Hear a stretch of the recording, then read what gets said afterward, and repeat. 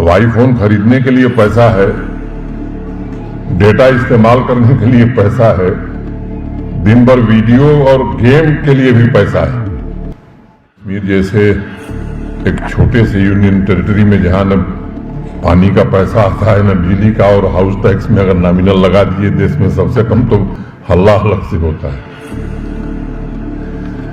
चाहिए सब सेवा का कोई पैसा हम न दें। अब हम कोशिश कर रहे हैं कि टेल एंड तक पानी पहुंचे।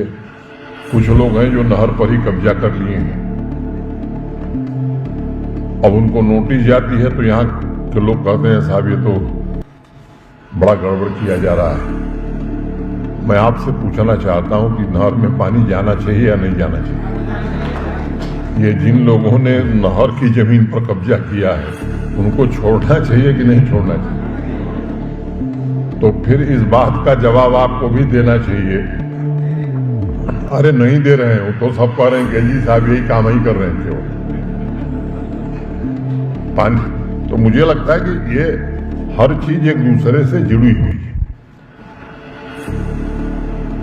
मुझे लगता है कि इस पर आप सबसे, मैं इसलिए भी ये बात कह रहा हूं कि सबको एक विचार करके कैसे चलना है, इसका एक रास्ता बनाना होगा।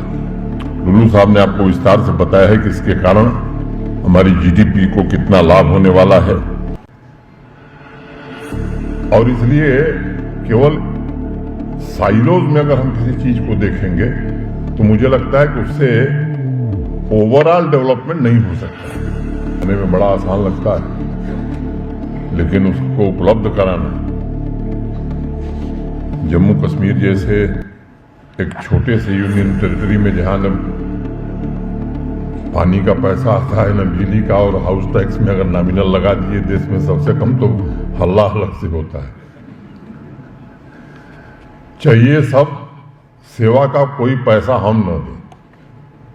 मैं समझता हूं कि इस पर सबको विचार करने की आवश्यकता है। जनता सर्वोपरि है, जनता के हितों का ध्यान रखना ये प्रशासन की जिम्मेदारी है। लेकिन जो सक्षम लोग हैं अगर वो सेवाओं के लिए शुल्क नहीं देंगे, अब आईफोन खरीदने के लिए पैसा है, डेटा इस्तेमाल करने के लिए पैसा है, दिन भर वीडियो और गेम के लिए भी पैसा है। मुझे लगता है कि इस पर आप सबसे, मैं इसलिए भी ये बात कह रहा हूं कि सबको एक विचार करके कैसे चलना है, इसका एक रास्ता बनाना होगा। लुल्लू साहब ने आपको विस्तार से बताया है कि इसके कारण हमारी जीडीपी को कितना लाभ होने वाला है, और मैं मानता हूं कि जम्मू कश्मीर देश का पहला यूटी या राज्य बन गया है जो इस बड़े पैमाने पर एग्रीकल्चर और एलाइड सेक्टर में इतना बड़ा रिफॉर्म कर रहा है। और वाइस चांसलर साहब ने बताया 21 तारीख को कोशिश हो रही है कि हमारे जो इंस्टीट्यूशंस हैं वो भी अब इंटरनेशनल स्टैंडर्ड के हो जाएं, चाहे वो इसकास्ट कश्मीर हो, इसकास्ट जम्मू हो या बाकी हमारी यूनिवर्सिटीज हो। इसकी भी चर्चा हो रही है। उसमें एक बात देश के विदेश मंत्री ने उस दिन कही थी, जयशंकर जी ने, फूड सिक्योरिटी की, और अब फूड सिक्योरिटी से दुनिया आगे सोच रही है कि ऐसी फूड सिक्योरिटी जिसमें प्रोटीन भी। और ये गौरव भारत को हासिल है कि आज संयुक्त राष्ट्र संघ ने अगर 2023 को मिलेट ईयर घोषित किया है तो उसमें भारत का बड़ा भारी प्रयास है। अब हमारा देश प्रयास करके इस वर्ष को मिलेट ईयर घोषित करावे और हम लोग अगर उसको प्रोत्साहन न दें तो मुझे लगता है ये हम थोड़ा नाइंसाफ़ी होगी।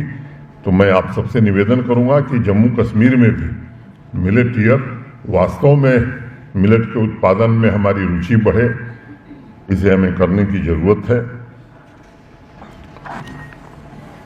किसान भाइयों की निर्भरता को कैसे आत्मनिर्भरता में परिवर्तित किया जाए, एक दो क्रॉप की निर्भरता को कैसे खत्म करके रोड मैप ऐसे प्रोजेक्ट बनाए जाएं जिनसे और ज़्यादा वो पैदावार कर सकें। अभी कुछ दिन पहले बैंकों के प्रतिनिधियों के साथ आप में से अनेक लोग गवाह हैं, हम लोगों ने एक बैठक करी थी। तो जहां सरकार फंड का इन्फ्यूजन कर रही है, वहीं बैंकों से भी निरंतर हम संपर्क कर रहे हैं कि कृषि क्षेत्र और एलाइड सेक्टर को अधिक से अधिक क्रेडिट लिंकेज, जो नेशनल एवरेज है वो तो प्राप्त करना ही है, अभी उससे हम काफ़ी पीछे हैं। और उस दिन मैंने एक बात कही थी कि रीजन वाइज, डिस्ट्रिक्ट वाइज सबको अधिक से अधिक मिले, इसकी हम कोशिश कर रहे हैं। मैं फिर से आप सबको इस बात की बधाई देता हूं। और जो ग्रोथ रेट हमने लक्ष्य रखा है कि अभी 2% से हमको 11-11%, मैं मित्रों में कोई एग्रीकल्चरल साइंटिस्ट नहीं हूँ, लेकिन पता नहीं क्यों मुझे लगता है कि ये बड़ा कंजर्वेटिव अप्रोच इन लोगों ने रखा है। जो जीडीपी का कंट्रीब्यूशन है और जो ग्रोथ रेट है, अगर ईमानदारी से और सही में हमने इसको इम्प्लीमेंट कर लिया तो यकीन मानिए 12% के ऊपर ही हमारी एग्रीकल्चरल ग्रोथ होगी और कंट्रीब्यूशन भी बड़ा होगा। एग्रीकल्चर और एलाइड सेक्टर के लगभग हर एक प्रोजेक्ट के लिए टाइमलाइन, कुल लागत, कुल रोजगार, किसान भाइयों की आमदनी में होने वाला इजाफा, हर एक पहलू का खाका उसमें खींचा गया है। और हमारा संकल्प और विजन ये दोनों बड़ा स्पष्ट है और हौसले बुलंद है हमारे एग्रीकल्चर और एलाइड सेक्टर के हमारे सभी सहयोगियों का। और मैं पूरी तरह से आश्वस्त हूँ कि एक समावेशी और टिकाऊ विकास हर एक किसान के जीवन में आवे। ये एक सुखद बदलाव जम्मू कश्मीर के 13 लाख परिवार महसूस कर सकें। और मुझे लगता है कि जिस दिन ये स्थिति पैदा होगी, निश्चित रूप से हमारी आर्थिक समृद्धि भी होगी, शांति भी होगी, रोजगार के अवसर भी होंगे और जो सपना आप सबका है उस सपने को हकीकत में बदलने में हम सब सफल होंगे। इतनी ही बात कहता हुआ मैं आप सबके प्रति हृदय से कृतज्ञता ज्ञापित करता हुआ अपनी बात पूरी करता हूँ। धन्यवाद। जय हिंद।